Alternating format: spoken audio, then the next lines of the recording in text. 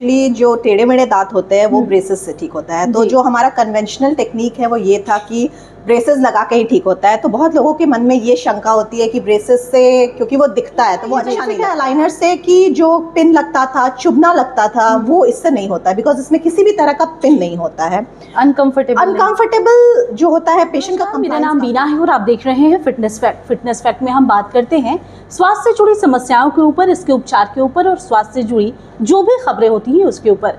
इसी सिलसिले में आज हम बात करने वाले हैं डॉक्टर राशि चौहान से, जो कि डेंटिस्ट है, दांतों के ऊपर बात करने वाले हैं। और खासकर हम बात करने वाले हैं जिस विषय पर, वो विषय है कि जो पहले दांतों में पिन लगता था यानी कि ब्रेसेस लगता था, अब वो नए रूप में आ गया है। इसी विषय पर बातचीत करेंगे जिसको क्लियर अलाइनर करते हैं। सबसे पहले मैम स्वागत है आपका हमारे चैनल पर। थैंक यू मैम, थोड़ा सा अपना इंट्रोडक्शन दे दीजिए।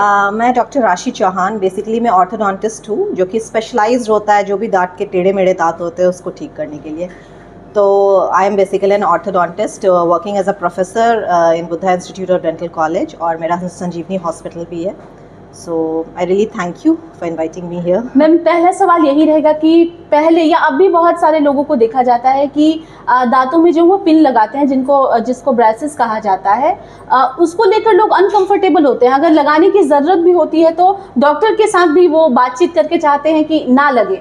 बिल्कुल बिल्कुल, आप सही बोल रही है। एक्चुअली जो टेढ़े मेढ़े दांत होते हैं वो ब्रेसेस से ठीक होता है। तो जो हमारा कन्वेंशनल टेक्निक है वो ये था कि ब्रेसेस लगा के ही ठीक होता है। तो बहुत लोगों के मन में ये शंका होती है कि ब्रेसेस से, क्योंकि वो दिखता है तो वो अच्छा नहीं लगता है, तो ऑब्वियसली वो अगली लगता है। जैसे हम लोग बहुत पहले एक सीरियल देखते थे, आपको याद होगा शायद, जस्सी जैसी कोई नहीं, जिसमें वो उसको लेकर सब लोग उसके मजाक उड़ाते थे कि उसने ब्रेसेस लगाए और ये किए है। तो अब हमारा जो ब्रेसेस ट्रीटमेंट है वो काफ़ी रेवोल्यूशनाइज्ड हो गया है, और हम लोग अब बिना पिन, बिना तार के, सिंपल एक प्लास्टिक का शीट होता है जिसको हम लोग अलाइनर्स बोलते हैं, उससे ठीक कर सकते हैं। तो हम इसी पर बात करेंगे कि क्लियर अलाइनर क्या है, किस तरीके से ये काम करता है और इसके बेनिफिट्स क्या हैं, ब्रेसेस के बेनिफिट्स क्या थे। बिल्कुल बिल्कुल। अगर मैं क्लियर अलाइनर्स की बात करूँ तो सबसे पहला जो इसका बेनिफिट है वो है एस्थेटिक, मतलब इसका लुक बहुत अच्छा है। जो ब्रेसेस गंदा लगता था दिखने में, ये प्लास्टिक का शीट होता है और बेसिकली अगर हम लोग बोले तो ये इनविजिबल होता है, तो ये दिखता नहीं। ये सबसे पहला इसका जो बेनिफिट है वो। हम लोग लगभग हर तरह के माल ऑक्लूजन मतलब जो टेढ़े मेढ़े दांत होते हैं, हर तरह के दांत होते हैं, जैसे टेढ़े मेढ़े होते हैं, फॉरवर्ड प्लेसमेंट होते हैं, उसको इसके अलाइनर के थ्रू ठीक कर सकते हैं। दूसरा ये बेनिफिट है। तीसरा ये बेनिफिट है अलाइनर से कि जो पिन लगता था, चुभना लगता था, वो इससे नहीं होता है, बिकॉज इसमें किसी भी तरह का पिन नहीं होता है। अनकंफर्टेबल जो होता है, पेशेंट का कंप्लायंस काफ़ी अच्छा है। इसको हम लोग ब्रश करते टाइम, खाना खाते टाइम निकाल सकते हैं। ये तीसरा एडवांटेज है जो कि हम लोग फिक्स ब्रेसेस से नहीं है। कुछ डिसएडवांटेज भी है जो मैं आपसे साथ शेयर करना चाहती हूँ। जैसे फर्स्ट डिसएडवांटेज ये है कि थोड़ा ये कॉस्ट ज़्यादा है, कॉस्टली है, बिकॉज ऑब्वियसली अलाइनर्स है, मटेरियल्स ऐसे होते हैं तो कॉस्टली होता है थोड़ा। सेकेंडली ये है कि कुछ तरह के ट्रीटमेंट जो होते हैं, जैसे दांत निकाल करके कुछ ट्रीटमेंट है, वो हम लोग इससे कर सकते हैं, लेकिन कभी कभी थोड़ा सा फिनिशिंग में डिफरेंस आता है। तो ये है, लेकिन ये भी बहुत हद तक अब ठीक हो गया है। अगर डीमेरिट देखा जाए तो बस थोड़ा सा ये कॉस्टली होता है, जो कि अगर हम लोग ब्रेसेस अगर सपोज हम लोग 50-60 थाउजेंड में करते हैं तो यही अलाइनर का ट्रीटमेंट 2.5-3 लाख तक जाता है। तो अगर कॉस्ट को देखें तो ये एक बहुत बड़ा डिसएडवांटेज है। बाकी सब कुछ सही है। एस्थेटिक अगर हम लोग देखें, अगर हम लोग कंफर्ट लेवल देखें, कंप्लायंस देखें, तो ये फार मोर बेटर है ब्रेसेस से, और हम लोग हर तरीके के माल ऑक्लूजन को ठीक भी कर सकते हैं। मैम, क्योंकि हम दांतों पर बात कर रहे हैं तो एक सवाल ये भी कि लोगों के दिमाग में ये मिथ्स है कि दांत निकलवाते हैं या फिर फिलअप करवाते हैं, रूट कैनाल करवा रहे हैं, तो उसका सीधा असर आंखों पर पड़ता है, आंखों की रोशनी चली जाती है या फिर आंख कमजोर हो जाता है। इस पर क्या कहेंगे? बिल्कुल बिल्कुल, ये बहुत ही इम्पोर्टेंट चीज़ है और ये एक बहुत बड़ा मिथ है। लोगों को ये लगता है कि अगर हम लोग दांत निकलवाएंगे तो हमारी आंखों की रोशनी चली जाएगी, लेकिन ऐसा बिल्कुल नहीं होता है। हम जो ऑर्थो पेशेंट्स करते हैं, आइडियली 60 to 70% ऑर्थो पेशेंट्स हम लोग दांत निकाल के ही करते हैं, और ये मैं 200% गारंटी दे सकती हूँ कि ऐसा कुछ भी नहीं है। ये बस एक मिसनोमर है, एक मिथ है जो लोगों ने बनाया रखा है कि क्योंकि हम लोग दांत को निकालते हैं जब ऊपर वाले दांत को, तो ब्लॉक देते हैं, सुन करते हैं, तो थोड़ा सा सेंसेशन अपर एरिया में होता है, हल्का होता है, तो वो लोगों ने बना लिया बस कि आँख की रोशनी चला जाती है, लेकिन ऐसा कुछ भी नहीं है।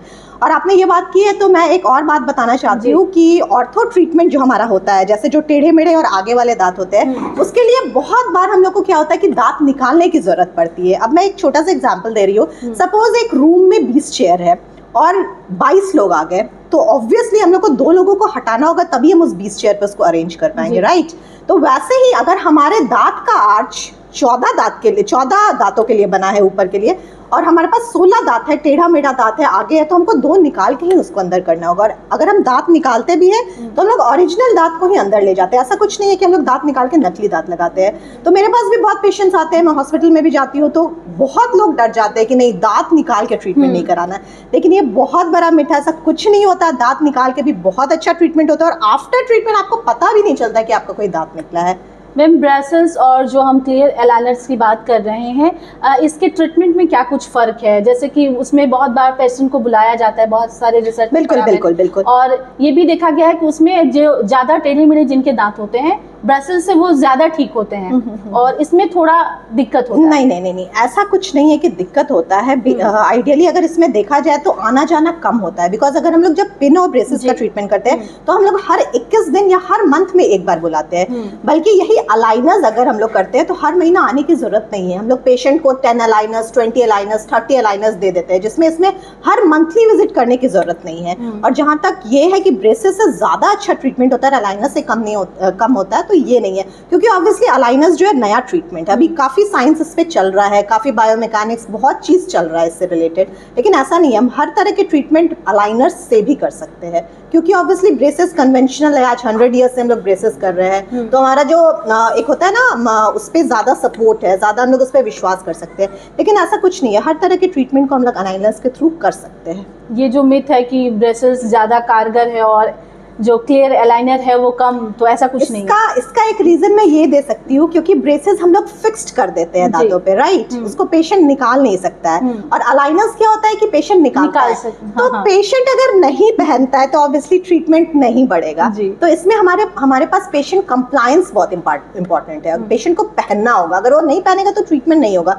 तो बहुत पेशेंट क्या होता है कि नहीं पहनते हैं, जैसे हम उनको बोलते हैं सिर्फ खाते टाइम और ब्रश करते टाइम निकालें, लेकिन बहुत पेशेंट नहीं पहनते, तो उनको पहनना होगा। अगर वो अच्छे से पहनेंगे, सारा प्रोटोकॉल फॉलो करेंगे, तो ऑब्वियसली वैसा ही ट्रीटमेंट होगा जैसे एक ब्रेसेस से ट्रीटमेंट होता है।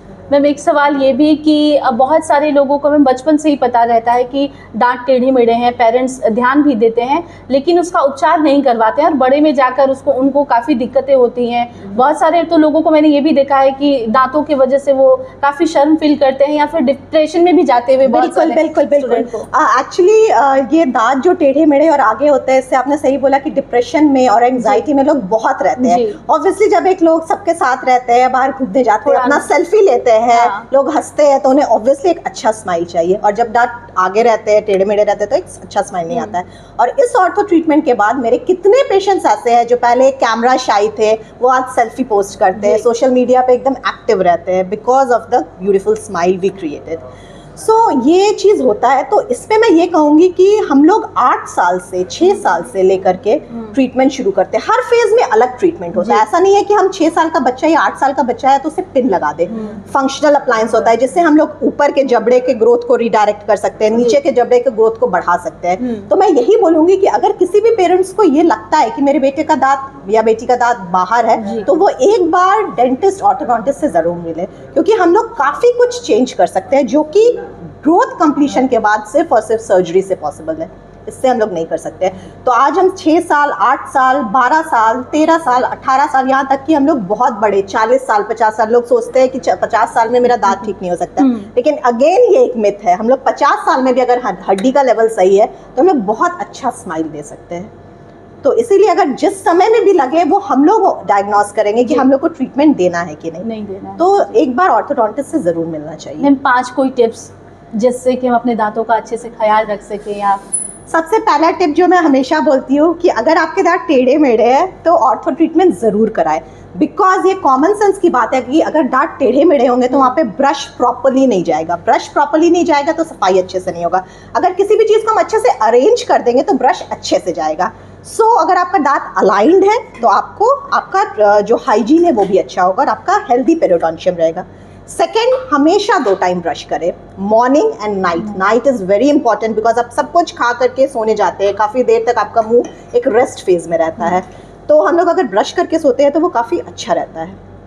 थर्ड, कि जो स्ट्रोक्स होते हैं ब्रश के वो हमेशा याद रखिए वर्टिकल स्ट्रोक्स दीजिए, always up and down strokes, never horizontal, because वो उससे दांत घिसते हैं।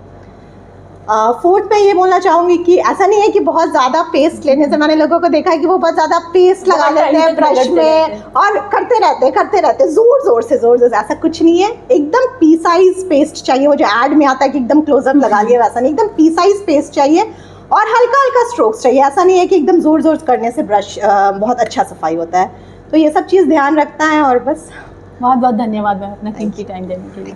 तो देखिए आज हम बात कर रहे थे दांतों के टेढ़े मेढ़े को किस तरीके से ठीक किया जाता है, क्या डिफरेंस था पहले के टेक्नोलॉजी और अब के टेक्नोलॉजी में, यानी कि ब्रशेस और जो क्लियर अलाइनर्स है इसको लेकर। अगली बार हम अगर किसी डॉक्टर से मिलेंगे तो फिर किसी नए विषय पर बातचीत करेंगे। तब तक देखते रहिए हमारा चैनल फिटनेस फैक्ट। धन्यवाद।